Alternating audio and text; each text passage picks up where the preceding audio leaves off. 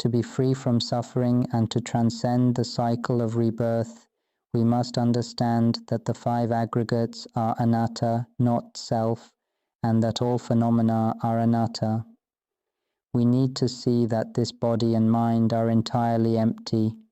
Nothing has inherent selfhood. Even knowledge and understanding themselves do not truly exist. This realization is the goal, for the mind to return to its pure original state. Remember this clearly. Our mind is an emptiness, clear and unconditioned. It is neither arising nor ceasing, neither dark nor light, and is free from concepts like virtue, non-virtue, merit, or demerit. It transcends the notions of self or beings. There is no future, no past, and not even the concept of the present. Yet it is present in itself continuously.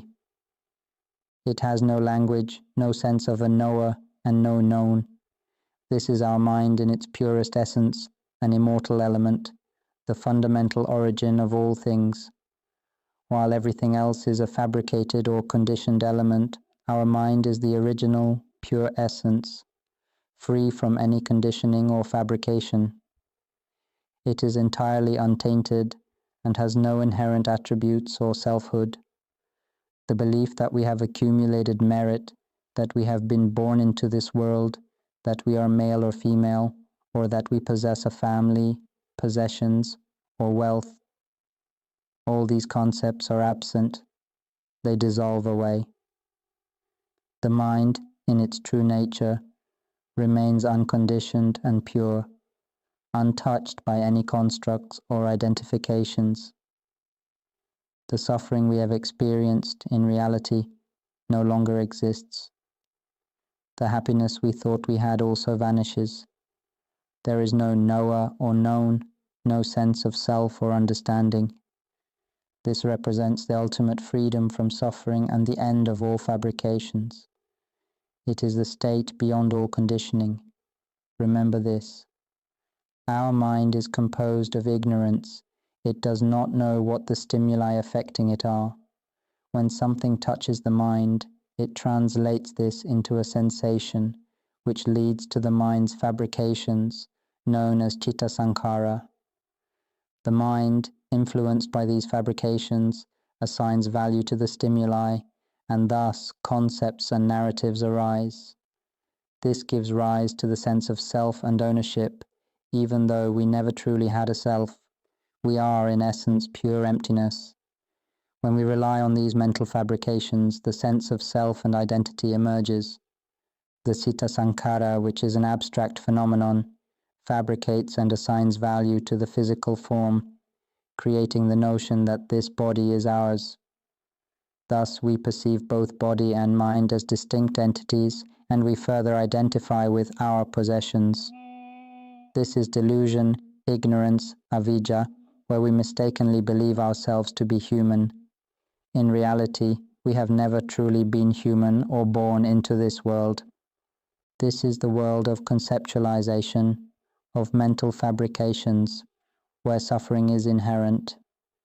It is the world of suffering truths, a cycle of suffering and a cycle of fabrications.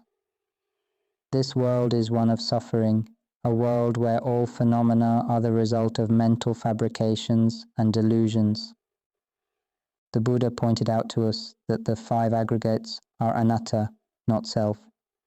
We should not cling to anything, whether it be the body, thoughts, mental images, emotions, or even the acts of perception and memory.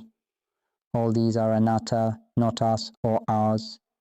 There is nothing that is truly us or ours, including knowledge and understanding itself. Everything is empty and pure, transcending all conventional labels and possessions. Realize that nothing can be held or owned. This is the essence of practice, to gain insight into the nature of anatta and to awaken to this understanding. Realize that nothing has inherent selfhood. There is no true entity existing anywhere. If one achieves such realization, may they be blessed. We must make a solemn vow because setting such an intention will direct our mind towards a resolute aspiration. We should make this vow by envisioning millions of Buddhas before us, seated on luminous, transparent thrones, shining brightly. With hands folded in reverence and kneeling, we make our vow before these sacred figures. May all the Buddhas be my witnesses. From this moment forward, I solemnly vow to diligently listen to and practice the Dharma. I will awaken to observe my mind, recognizing thoughts, emotions, and even the act of perception as natural phenomena, neither self nor belonging to self. There is no inherent identity or true self in these phenomena. I will not cling to any of these fabrications or illusions. This lifetime shall be my final rebirth. Once I achieve enlightenment in the Dharma, I will transmit this understanding to my descendants and others, teaching them to awaken to their own inner nature. They will be guided to avoid attachment to thoughts, emotions, and perceptions, as such attachments perpetuate existence. I dedicate this vow as an offering to the Supreme Buddha. Sadhu, sadhu, sadhu. When we make such a vow with our hearts, let us do so with unwavering resolve. The method for attaining sudden enlightenment, whereby we return our mind to its pure essence, requires understanding that attaining enlightenment means the mind returns to its original, untainted state. Currently, our mind relies on mental formations, citta sankhara, and assigns value to physical forms. This results in the mind projecting outward continuously. To reverse this process, we need to turn the current back by recognizing that both physical forms and mental phenomena, our body and mind, possess no inherent self or true existence.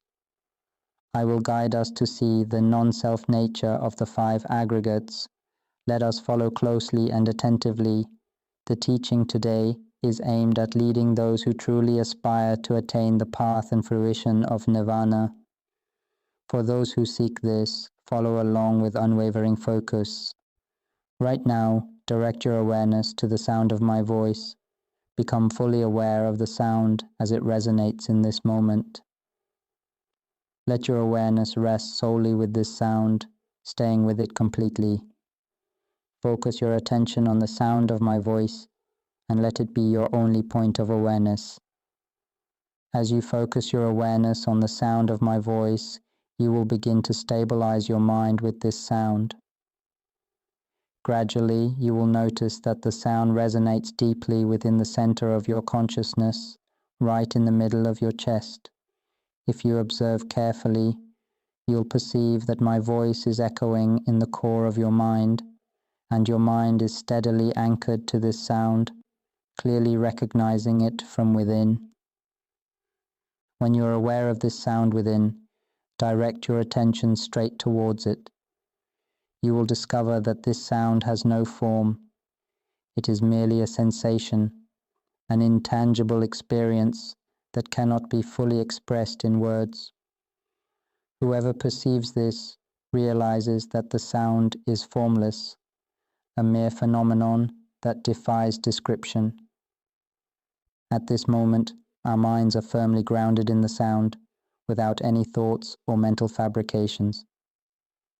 There is only awareness of the sound, which simply presents itself to be known.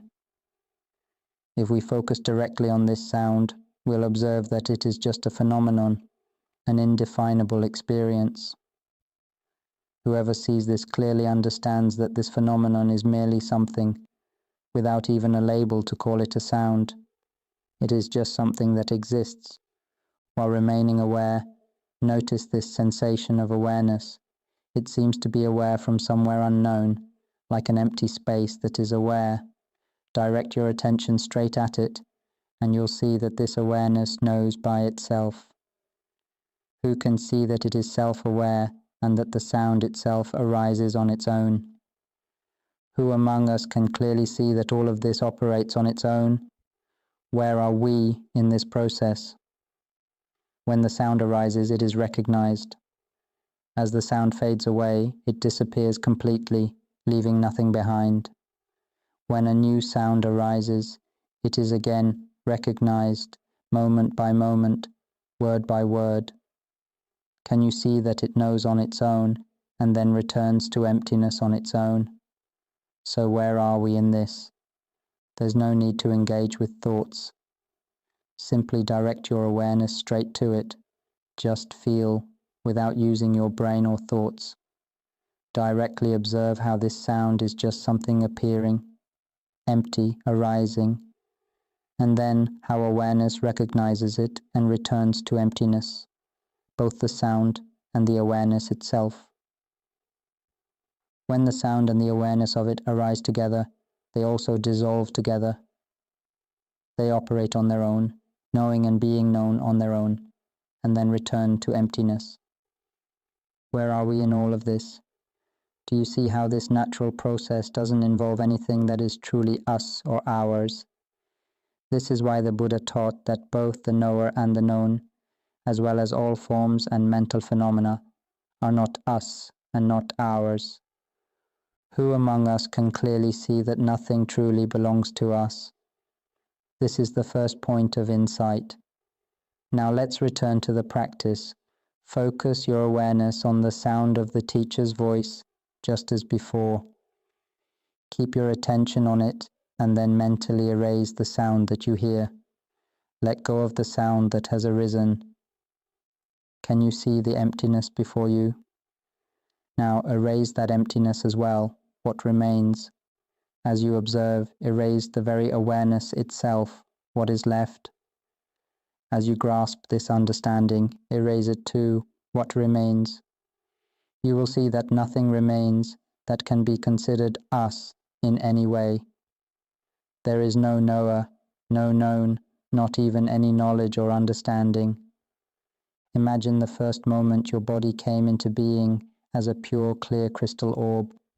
Visualize this clear, pure crystal orb before you. This is your mind at the very moment it first arose. Now erase this crystal orb. What remains? Emptiness. Erase that emptiness. What is left? Even the awareness of this moment, erase it.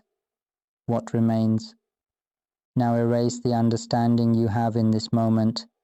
What remains? Do you see that nothing remains at all? Where are we? Let's go through this process once more. Imagine a clear crystal orb, which represents our mind, or perhaps visualize it as a drop of pure water, resting before us. Picture this clear, pristine orb. Now shatter it, erase it completely. What remains? Only emptiness. Erase this emptiness as well. Erase the very awareness that perceives it. What remains now? Even your current understanding. Erase it too. What's left? You will see that nothing remains at all. Now envision your body sitting cross-legged with hands joined in reverence before the Buddha. Picture the Buddha before you as you sit in respect. Now erase the image of yourself sitting and erase the Buddha as well. What remains? Through this process, you'll discover the profound realization that nothing is truly ours. There is no self, no permanent identity, nothing to cling to. This is the heart of understanding anatta, the nature of non-self. Erase the image of us sitting before the Buddha completely. What remains? Only emptiness, right? Now erase even this emptiness. What remains? Right now we are aware of this nothingness. Erase this awareness as well. No one is left to be aware, nothing remains to be known. There's no one knowing, nothing left. Correct? Now erase even this understanding, erase the very comprehension that exists now. No understanding remains. What's left? Nothing at all, right? Can you see that nothing can be done here? There's no doer, nothing to be done, no knower, no object to be known, not even the concept of understanding itself. This is the essence of Dharma. This is the pure essence of our true nature. This nature isn't merely empty, It is the essence of purity that is empty yet alive, without any stories or constructs. Can you see it?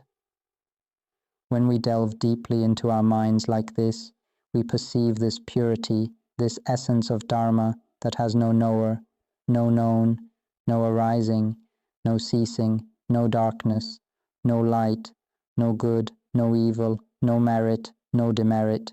There is no self, no identity, no understanding, nothing at all. It is pure emptiness, empty of emptiness itself. This is the essence of our pure nature. Can you see that there is nothing that is us? As the Buddha taught, the five aggregates, khandhas, are anatta, not self. The five aggregates have no self, and all phenomena are without self. There is no us, no one, nothing remains. Even this understanding, this too is not. This is the essence of pure Dharma. So, what will there be to take into rebirth? What will there be to be born again? What is there to experience suffering? There is nothing left to suffer. We simply need to align our minds with this understanding and continually listen to this Dharma.